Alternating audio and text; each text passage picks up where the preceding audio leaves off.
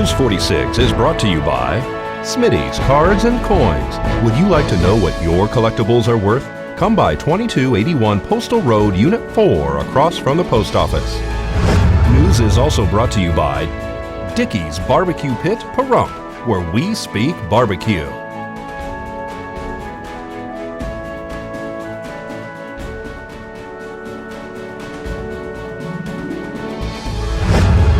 News is also brought to you by J.K. Nelson Law. Call 727-9900 today for your free consultation. If you need a lawyer, you need Nelson.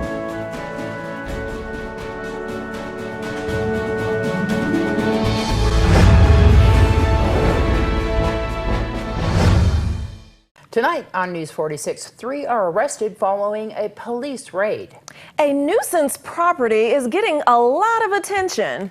And a motorcycle club practices at Spring Mountain. News 46 starts now. You're watching KPVM News 46 with Deanna O'Donnell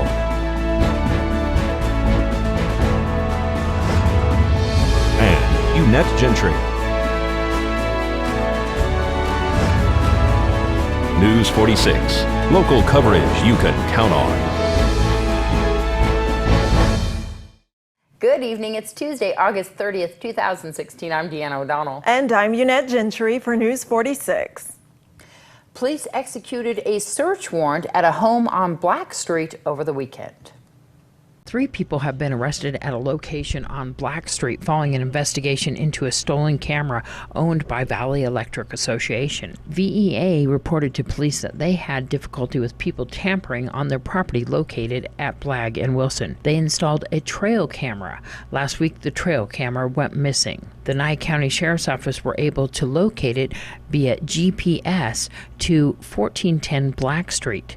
Upon arrival, they spoke to a man by the name of Craig Sapp, who, according to police, told him that a guy named John had brought the camera over to him, and it was worth about $300 to $400.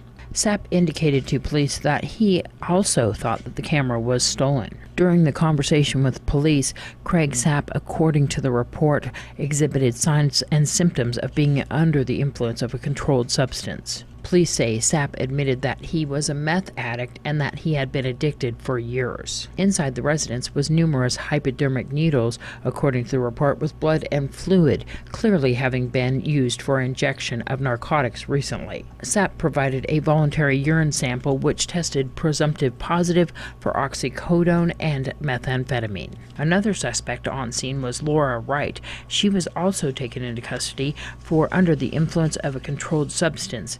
Her sample came back presumptive positive for meth, oxycodone, and THC. The third suspect arrested at the Black Street address was a man by the name of Jamie Foster. He was also taken into custody for under the influence of a controlled substance.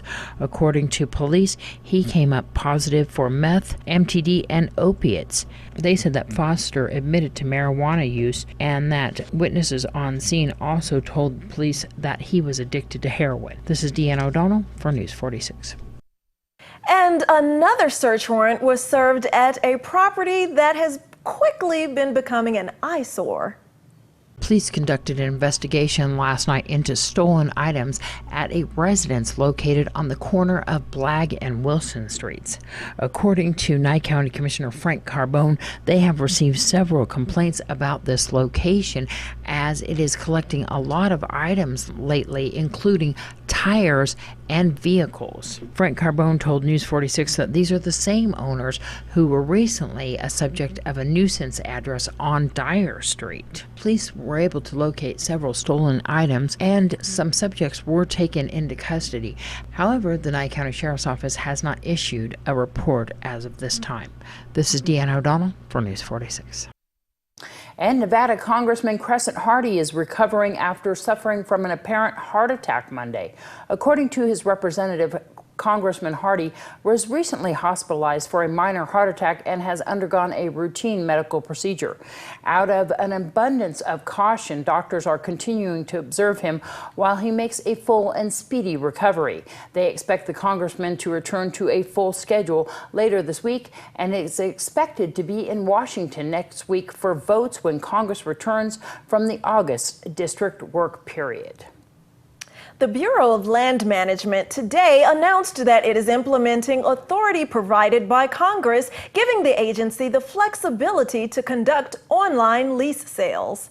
The move is a continuation of the BLM's ongoing efforts to modernize the oil and gas program by increasing program efficiency and generating savings for taxpayers. The BLM is acting in response to authority provided by Congress as part of the National Defense Authorization Act for fiscal year 2015, which amended the Mineral Leasing Act to allow the BLM to conduct online lease sales.